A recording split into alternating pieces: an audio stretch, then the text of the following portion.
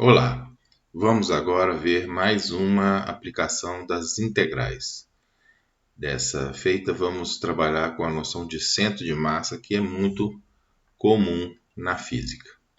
Então, vamos passar a definição de centro de massa, falando primeiro de sistemas de partículas. Então, quando você tem um conjunto de partículas discretas, cada qual com uma massa mI, você define o centro de massa desse conjunto como sendo a soma ponderada, né? Então é uma soma, mas é uma soma das posições x1, x2, x3 ponderada pelas massas, de tal forma que quanto maior for uma massa, mais próximo dela vai estar o centro de massa, e você faz tudo isso dividido pela massa total, tá certo? Então é como se cada massa gerasse uma massa MI, né, gerasse um percentual de proximidade com relação a ela do centro de massa. E vejam que o centro de massa é uma grandeza vetorial, né?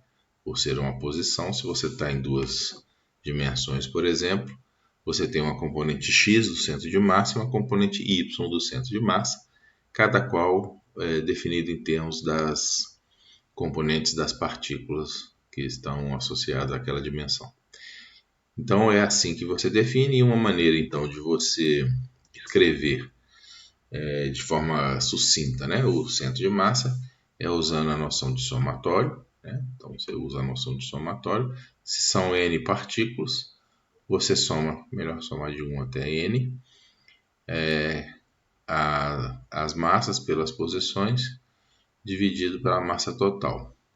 Lembrando que isso daqui significa que a cada componente x, y, z do centro de massa corresponde ao componente aqui x, y, z das partículas. Então, se eu estou calculando o x do centro de massa, quem comparece aqui são os x da partícula. Se eu estou calculando o y do centro de massa, quem comparece aqui são os y e z das partículas, tá bom? Então, vamos ver o que acontece quando eu tenho um corpo extenso. Quando eu tenho um corpo extenso, o que eu faço? Eu pego as partes do corpo, eu divido em pequenos volumes. Então, por exemplo, se o meu corpo extenso é isso aqui, vamos supor em 3 dimensões, né? Então eu divido esse corpo extenso em pequenos volumes que corresponderiam às nossas partículas. E se o sistema de coordenadas está aqui, eu divido então em pequenos dm's, né? Elementos de volume. Esse dm aqui, ele depende da densidade, então ele é um ρ dV. E como isso é infinitesimal, esse somatório que aqui está elevado numa integral, e a minha definição então passa a ser essa. O R nessa integral posiciona o elemento de massa dm, né? Então seria, por exemplo, nesse caso aqui, nesse exemplo aqui, isso aqui seria o meu RI, né? Não tem I porque é contínuo, mas o R que está dentro da integral. E o dm eu já expliquei o que é, ok? Então vamos melhorar um pouquinho essa expressão para que ela possa nos ajudar a fazer cálculos. Pensando aqui, primeiramente, em uma dimensão, então você só tem a direção x, o xcm pode ser escrito assim, e agora eu vou transformar o dm como sendo o produto de uma densidade linear, a gente já falou que esse lambda aqui é uma densidade linear, pelo volume que em uma dimensão é simplesmente dx, né? Então o dm é o produto da densidade pelo elemento de volume, que nesse caso é o dx. Então eu posso escrever o meu x do centro de massa como sendo, substituindo essa expressão que fica lambda, né? Claro. Lambda x e aqui é dx. Então eu fico com essa expressão aqui para posicionar, e agora aqui embaixo ficaria a massa, né? Que é justamente a soma de todas as densidades, né? A densidade no espaço que o corpo está definido. Então esse Vzinho que está aqui embaixo significa o seguinte, que se o meu corpo unidimensional, vamos pensar numa barra, ele vai de 0 até L, então essa integral aqui ela tem que ser feita de 0 até L, claro, que é onde tem densidade. Fora dessa parte aqui, a densidade é simplesmente 0, né? Então aqui o lambda é igual a 0, aqui o lambda é igual a 0, então não preciso integrar, porque eu sei que a integral vai dar 0, tá bom? Então, com isso a gente pode passar para uma generalização em 3 ou mais dimensões e a gente simplesmente tem algo desse tipo aqui. Agora é rho mesmo porque é em 3 dimensões, né?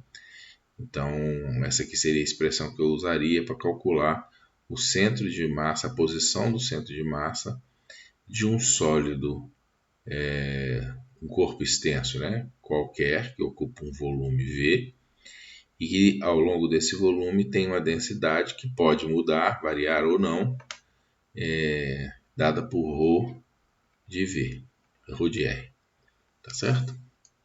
Então vamos ver um exemplo para que isso fique claro. Vamos calcular o centro de massa de um cone. Tá? É interessante que quando a figura tem simetria, por exemplo, o centro de massa de uma esfera homogênea, o centro de massa de uma esfera homogênea, evidentemente que é o centro geométrico dela. Tá? Então, quando um determinado corpo extenso tem uma simetria, o centro de massa vai estar nessa simetria. Agora, no cone, a gente vê que há uma simetria no cone. Por exemplo, a gente sabe que esse lado que está para cá do cone é simétrico a esse lado que está aqui, né? Pensando em um corte, né? Pensando num corte vertical. Se isso é verdade, então a gente já sabe que o centro de massa associado à coordenada x vai ser 0, ou seja, ele vai estar, o centro de massa, ele necessariamente vai estar sobre esse eixo de simetria, que no presente caso aqui é o eixo y, tá certo? Então agora preciso calcular em que ponto do eixo y o centro de massa se encontra, tá certo? Como é que eu faço isso? Bom, eu vou usar aquela técnica nossa dos discos, só que eu vou usar essa técnica no y, né? Tá? Então eu vou trocar o que eu falava lá para x, eu vou trocar por y, não se deixem confundir por isso não. E eu vou calcular fazendo esses discos aqui, ó. Não é invólucro, tá? É disco mesmo, tá bom? E aí eu estou fazendo aqui, né, os discos, tá? E por aí vai. Vocês já viram isso em uma aula pregressa, então não vou precisar voltar nesse ponto. Então o que acontece? Nesse caso, o que acontece com cada disco? Cada disco vai contribuir com uma massa igual a ρ. Estou supondo a densidade aqui constante, então o ρ é uma constante, vezes o seu elemento de volume. Mas o elemento de volume de uma figura como essa é obtido a partir da ideia do sólido de revolução, né? Essa linha reta que está apontada aqui pela seta, essa linha reta que eu estou tentando passar aqui em cima, ela está sendo revolucionada em torno do eixo y e com isso ela está gerando o cone. Mas como é que eu expresso essa linha reta? Essa linha reta pode ser escrita como uma função de y, ou seja, como se eu estivesse olhando o x, a variável x, né, sendo dada em termos da variável y, tá? E é exatamente a reta que passa quando o y é igual a 0, ela passa em R, e quando o y é igual a h, ela é 0. Então, 2 pontos, eu construo essa reta que está representada por essa função aqui, tá bom? E aí, usando a expressão do centro de massa, né? O que eu faço? Eu pego agora calculo o meu volume. Quem é o meu volume? Quando eu uso discos é π, então o cálculo do volume é π, vezes o raio ao quadrado, mas vejam que o raio é isso que está aqui, né? É isso que está aqui, tá bom? Que é essa função, né? O x, tá bom? é o x, né? Que eu troquei aqui os papéis, né? X e y. Então eu ponho simplesmente, eu não precisei de usar o sinal, né? Podia ter um sinal aqui, mas tem um quadrado, não faz diferença. Então essa função ao quadrado dy, que é π vezes o raio ao quadrado, que é a área da base, vezes dy, que é essa distânciazinha aqui, que é a altura. E embaixo, o que eu estou calculando? Estou calculando exatamente o volume. Nesse aqui não é o volume, é o centro de massa, porque eu estou colocando esse termo a mais aqui. Evidentemente que em ambos o numerador e denominador teria ainda um ρ, que é o ρ que aparece aqui. Mas esse ρ, eles se cancelam, né? Tá certo? Ele é um sólido homogêneo. Então, fazendo essa integração, é só fazer essa integração.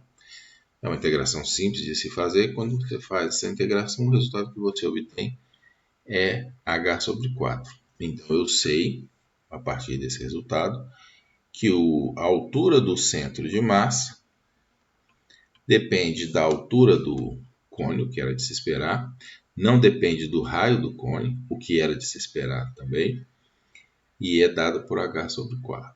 Tá bom? Então, essa é uma maneira de calcular centro de massa usando aqueles conhecimentos que nós já tínhamos sobre o cálculo de volumes, usando o método dos discos. Poderia ter feito também usando os invólucros cilíndricos, tá? Mas aqui no caso, acho que disco ficou mais fácil. Tá bom? Então era isso que eu queria apresentar. Muito obrigado por assistir.